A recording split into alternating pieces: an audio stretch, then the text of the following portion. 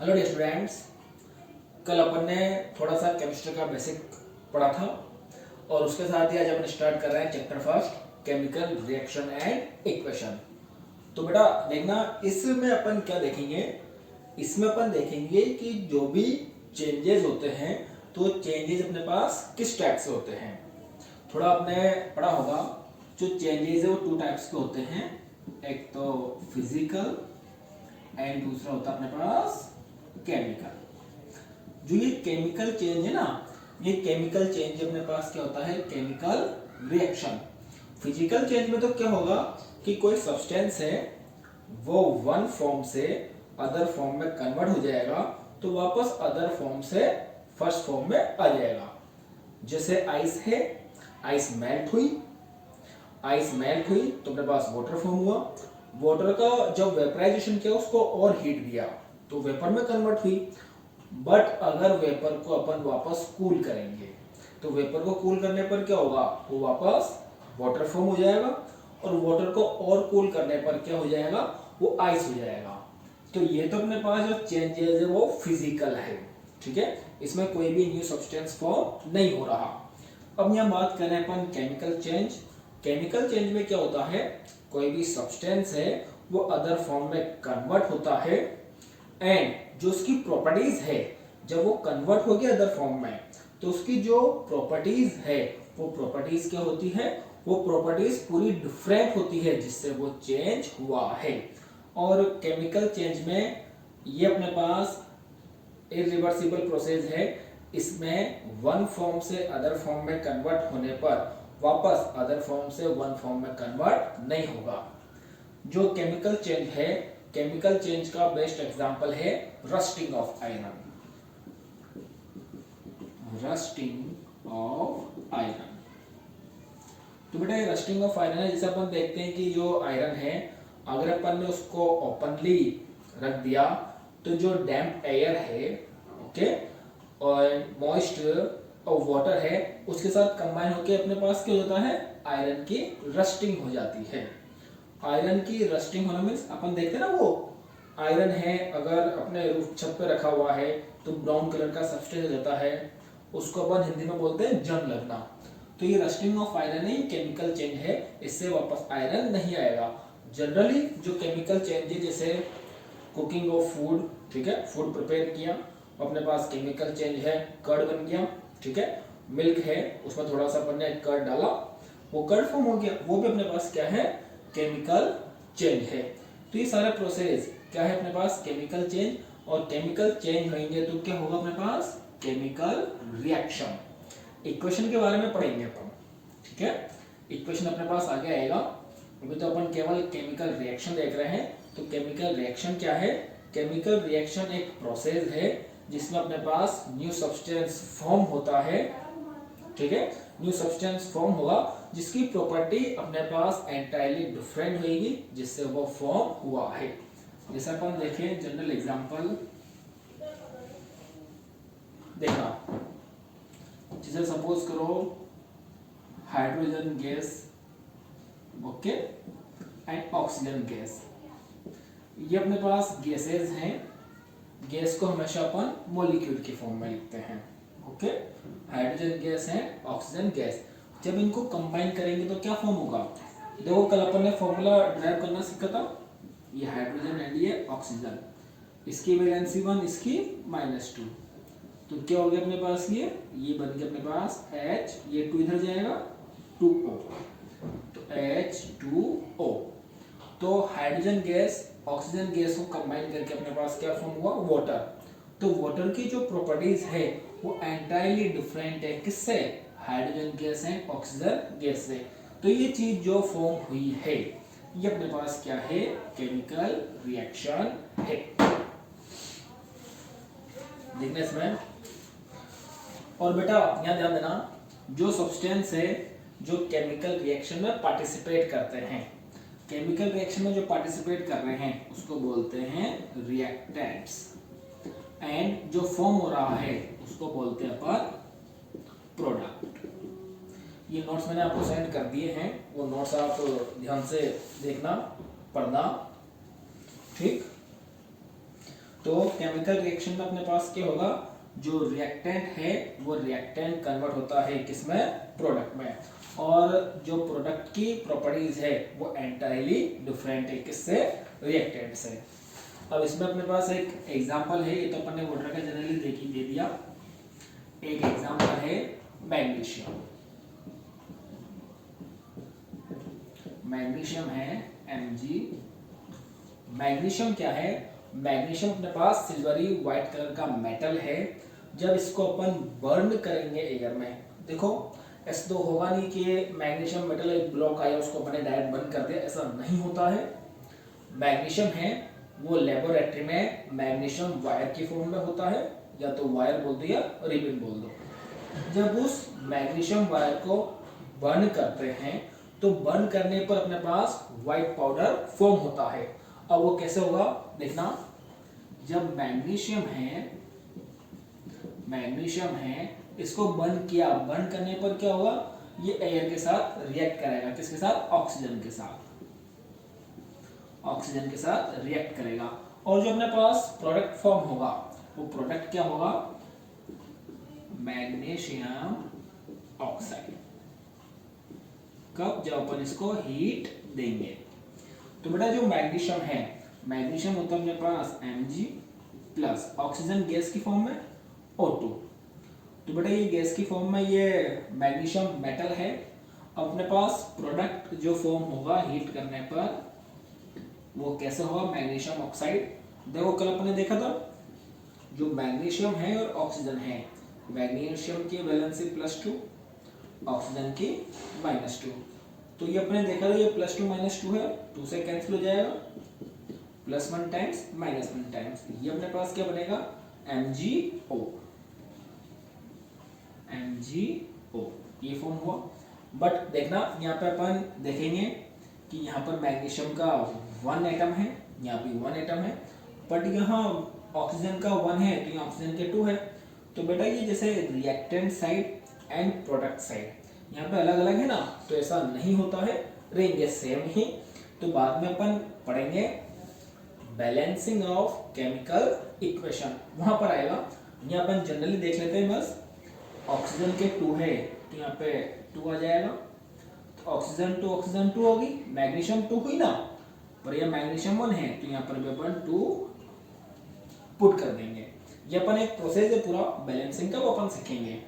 तो magnesium 2 oxygen, ये MgO तो हो गया ना अपने पास सारे, ये बैलेंस हो गया। तो यहाँ पे जो ये है मैग्नीशियम एंड ऑक्सीजन, ये तो है रिएक्टेंट्स, एंड जो MgO है ये अपने पास है प्रोडक्ट। और जो मैग्नीशियम ऑक्साइड है इसकी जो प्रॉपर्टी है वो ना तो मैग्नीशियम के सिमिलर होगी ना ही ऑक्सीजन के सिमिलर होगी, क्योंकि यहाँ पे ये अपने पास कंप्लीटली चेंज हो गया, ये केमिकल चेंज है जिससे अपने पास क्या अपना ये मैग्नीशियम ऑक्साइड। तो ये होता है अपने पास chemical reaction, means chemical change हो गया and one substance other substance में चेंज हो गया। जब भी केमिकल रिएक्शन होगी तो केमिकल रिएक्शन होने पर जो एलिमेंट है उन एलिमेंट के एटम चेंज नहीं होते हैं, ओनली जो एटम्स है उनका रीअरेंजमेंट होता है। जो एटम्स है उनका अरेंजमेंट चेंज होता है, अरेंजमेंट हो जाएगा। जैसे पहले कोई एटम किसी और के साथ था, अब कोई एटम किसी और के साथ आ जाएगा। तो जो एटम्स है उसका रीअरेंजमेंट, जैसे अभी मैग्नीशियम अलग है, ऑक्सीजन अलग है, जब हीट किया तो अपने पास कंबाइन आ गया, तो ओनली अरेंजमेंट चेंज हो रहा है, बाकी एटम चेंज नहीं होंगे। मैग्नीशियम मैग्नीशियम ही रहेगा, ऑक्सीजन ऑक्सीजन ही रहेगा। मैग्नीशियम किसी अदर एलिमेंट में चेंज नहीं होगा, ऑक्सीजन किसी अदर एलिमेंट में चेंज नहीं होगा। और जब भी मैग्नीशियम वायर को अपन बर्न करते हैं तो अपने पास जो फ्लेम आती है, फ्लेम कैसे आती है अपने पास, डेज़लिंग वाइट फ्लेम, ठीक है, डेज़लिंग वाइट फ्लेम आएगी। वाइट जैसे करते हैं ना अपन, तो एक तरह से वो व्हाइट व्हाइट टाइप का, जैसे फुलझड़ी जलाई तो व्हाइट व्हाइट कलर की आई, तो उसको बोलते हैं अपन डेज़लिंग वाइट फ्लेम।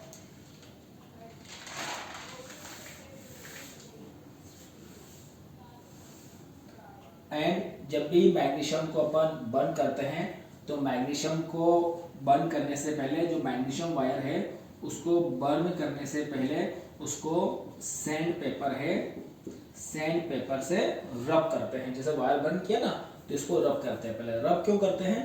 क्योंकि क्या होता है, जैसे मैग्नीशियम वायर लेबोरेटरी में रखा हुआ है तो जो एनवायरनमेंट में मॉइस्ट है या वाटर वेपर्स प्रेजेंट है वो उसके साथ रिएक्ट करते हैं और रिएक्ट करने के बाद उस पर अपने पास एक लेयर फॉर्म कर लेते हैं, कोटिंग। कोटिंग किसकी? मैग्नीशियम ऑक्साइड की, मैग्नीशियम ऑक्साइड की ये लेयर हो जाती है। और अगर ज्यादा टाइम तक रखा हुआ रहेगा तो अपने पास अभी मैग्नीशियम ऑक्साइड की है, बाद में ये मैग्नीशियम कार्बोनेट, मैग्नीशियम कार्बोनेट की लेयर भी फॉर्म हो जाती है।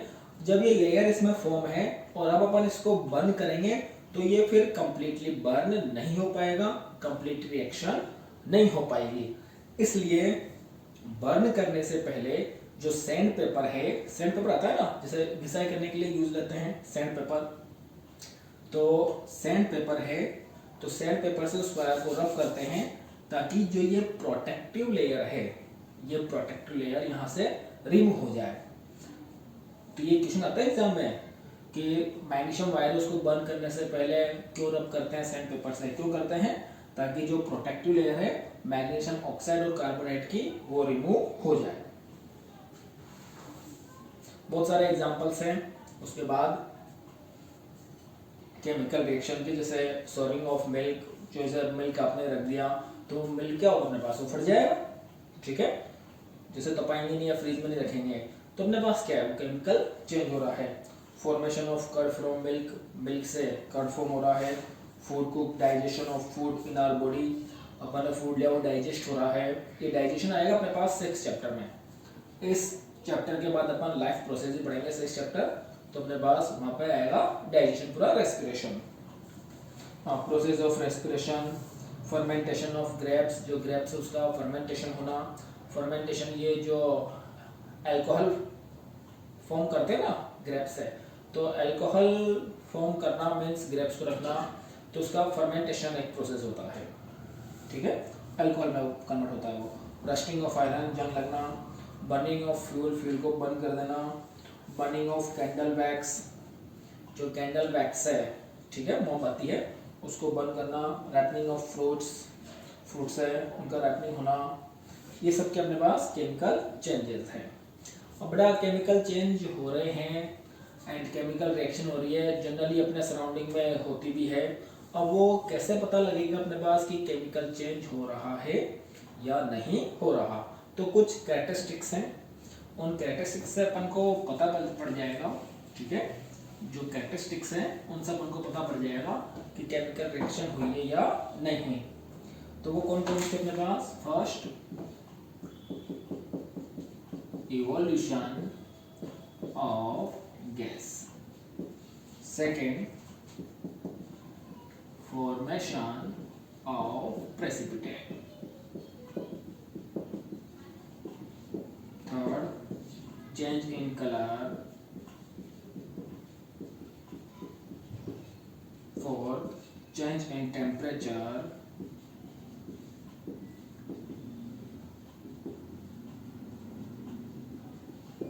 And fifth, change in state.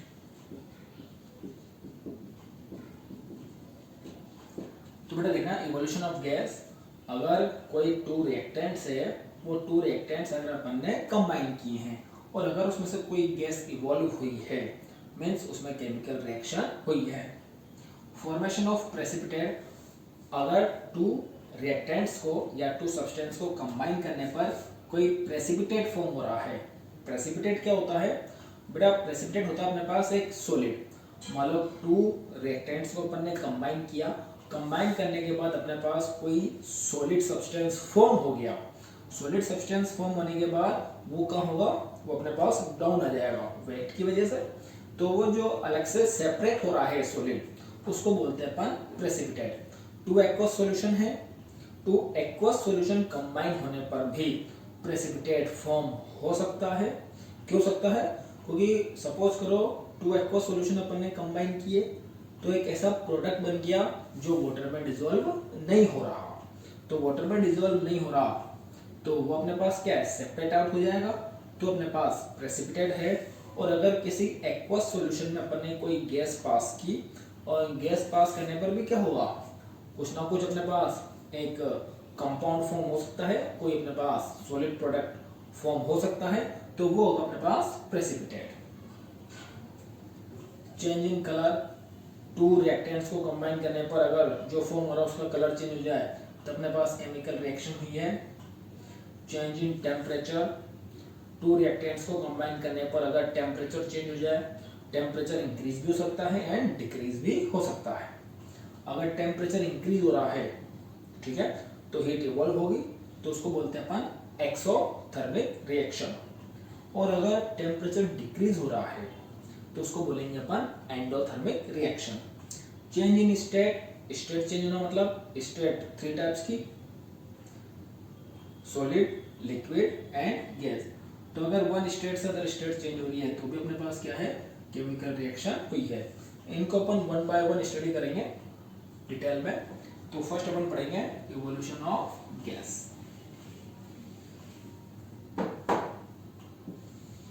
बेटा देखना, तो फर्स्ट कैरेक्टरिस्टिक्स है वो evolution of gas. To reactants को कंबाइन करने पर अगर कोई गैस रिलीज हो रही है तो अपने पास क्या हुआ है, वो केमिकल रिएक्शन हुई है। जैसे एग्जांपल है जिंक ग्रेन्युल्स है, ग्रेन्युल्स मींस पार्ट्स, उसके स्मॉल स्मॉल जो पीसेस होते हैं ना मेटल के, उसको ग्रेन्युल्स बोलते हैं। तो जिंक ग्रेन्युल्स है वो रिएक्ट कर रहे हैं डाइल्यूट सल्फ्यूरिक एसिड के साथ। जो जिंक को रिएक्ट कराया अपन ने किसके साथ, सल्फ्यूरिक एसिड के साथ। बेटा देखना यहाँ पे आएंगे अपने पास एक तो कंसंट्रेटेड सॉल्यूशन, एक डाइल्यूट सॉल्यूशन और एक एक्वस सॉल्यूशन। देखो डाइल्यूट सॉल्यूशन क्या होता है, जब भी कोई सॉल्यूशन फॉर्म होगा तो वो सॉल्यूशन अपने पास फॉर्म होता है किससे, सॉल्यूट एंड सॉल्वेंट से। अब इसको आप ऐसे समझना जनरल, बस एग्जांपल के लिए। मान लो अपन पास एक शुगर है और वाटर है। जो शुगर एंड वाटर को अपन ने कंबाइन किया तो अपने पास कुछ फॉर्म होगा। तो जो शुगर है वो शुगर तो हो गया अपने पास सॉल्यूट, ठीक है, जो शुगर है वो तो हो गया सॉल्यूट। और सॉल्वेंट क्या होगा, जो वाटर है वो वाटर होगा सॉल्वेंट। जब इनको कंबाइन किया तो क्या बना अपने पास, सॉल्यूशन, ठीक है। अगर अपन सॉल्यूट की वैल्यू फिक्स रखें एंड सॉल्वेंट उसमें इंक्रीज करते जाए, जो सॉल्वेंट इंक्रीज होता जा रहा है ना, तो जो सॉल्यूशन होगा वो कैसा होगा, वो अपने पास एक तरह से उसका कंसंट्रेशन कम होगा। कंसंट्रेशन कम होगा, अपन जनरल लैंग्वेज में बोले तो पतला होता जाएगा, ठीक है। शुगर में अगर अपन वाटर की क्वांटिटी बहुत ज्यादा रख दें तो पतला होता जाएगा, तो उसको बोलते हैं अपन डाइल्यूट सॉल्यूशन। क्या बोलते हैं, डाइल्यूट सॉल्यूशन। हाँ, अगर वाटर की क्वांटिटी को अपन कम करें या फिर अपन बोले कि सॉल्यूशन है उसमें अपन शुगर डालते जा रहे हैं, ठीक है, शुगर डालते जा रहे हैं, सॉल्यूट अपन इंक्रीज करते जा रहे हैं। तो जो सॉल्यूट इंक्रीज हो रहा है तो जो सॉल्यूशन होगा वो कैसा होगा, उसका कंसंट्रेशन हाई होगा।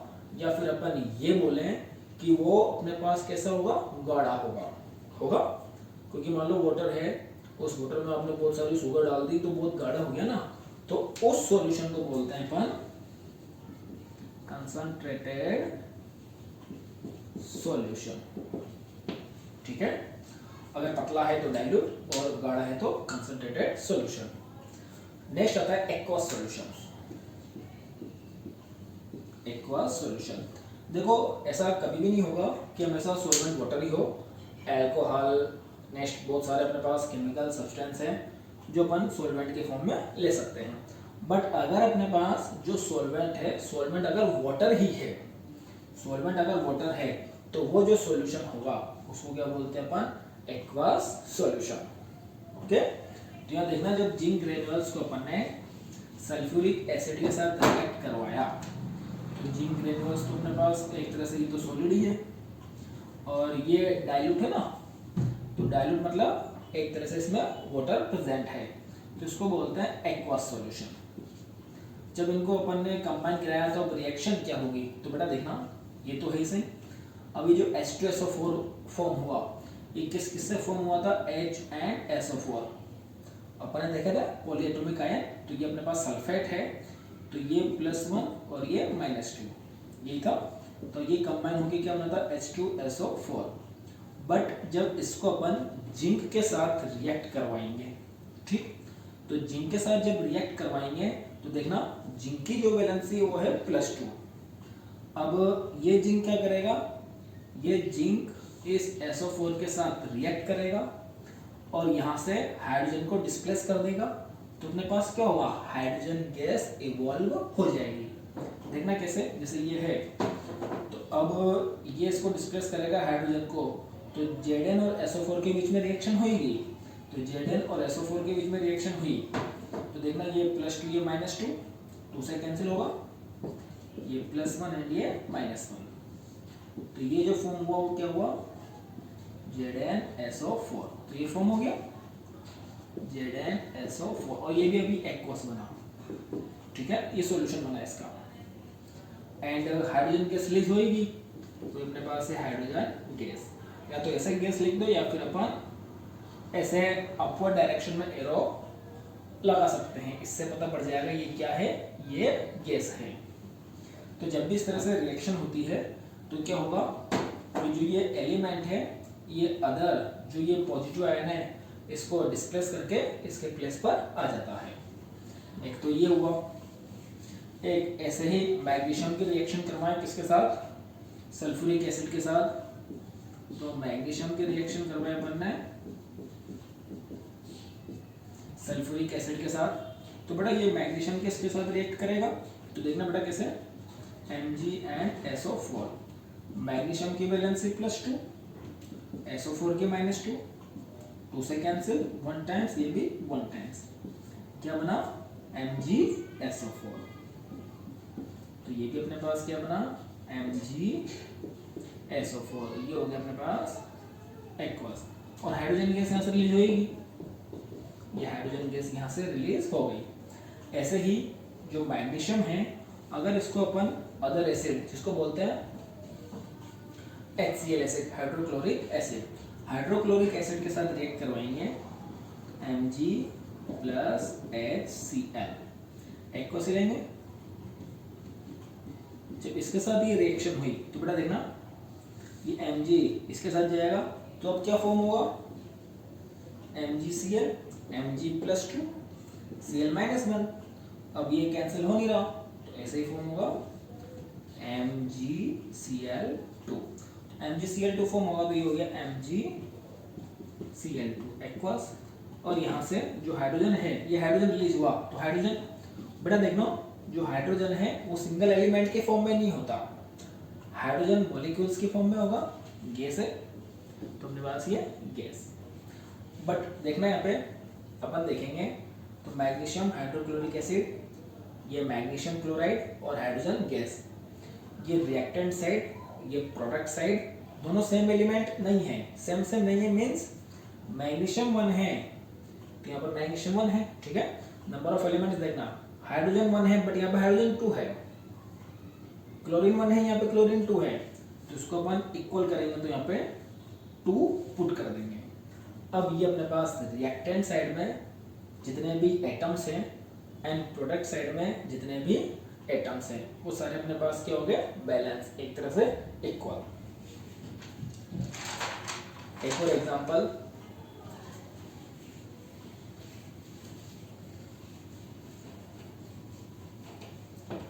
व्हेन डाइल्यूट हाइड्रोक्लोरिक एसिड, जब ये हाइड्रोक्लोरिक एसिड है is poured over sodium carbonate, sodium carbonate, इसके साथ इसको मिक्स किया, देन अपने पास क्या CO2 गैस इवॉल्व होगी।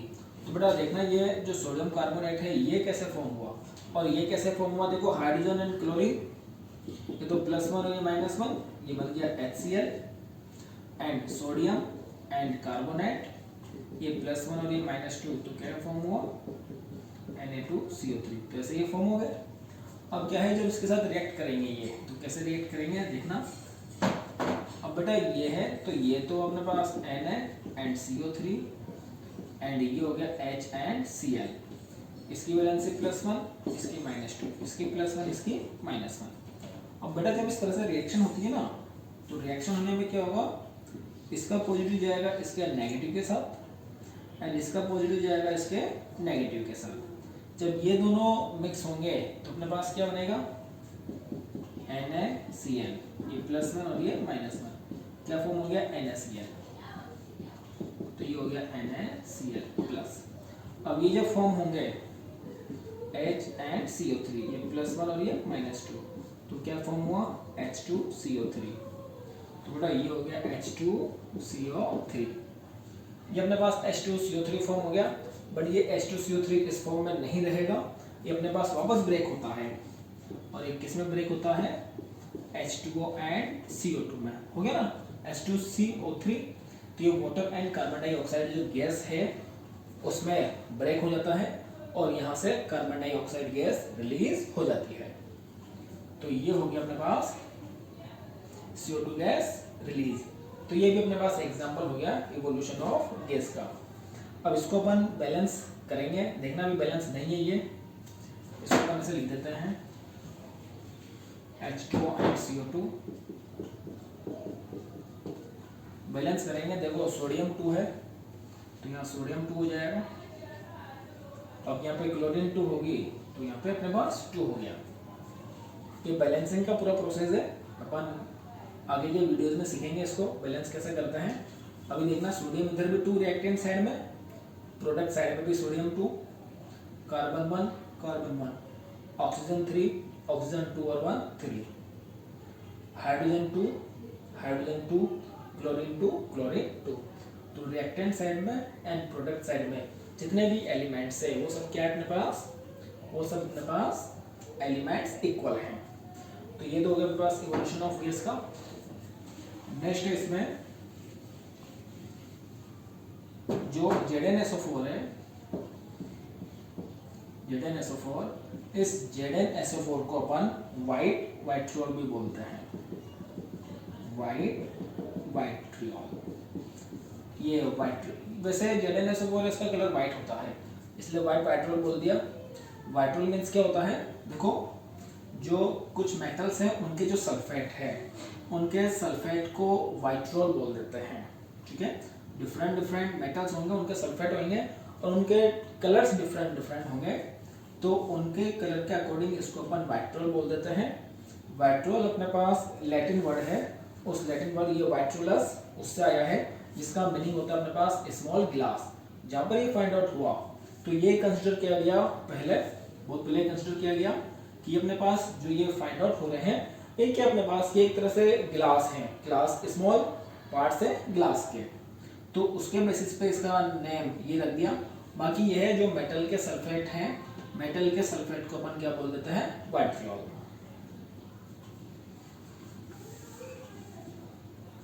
बाकी अपन ने देख लिया dilution, concentrated, aqueous, precipitate. Okay, बाकी जो आगे की कैरेक्टरिस्टिक्स है वो अपन नेक्स्ट लेक्चर में करते हैं।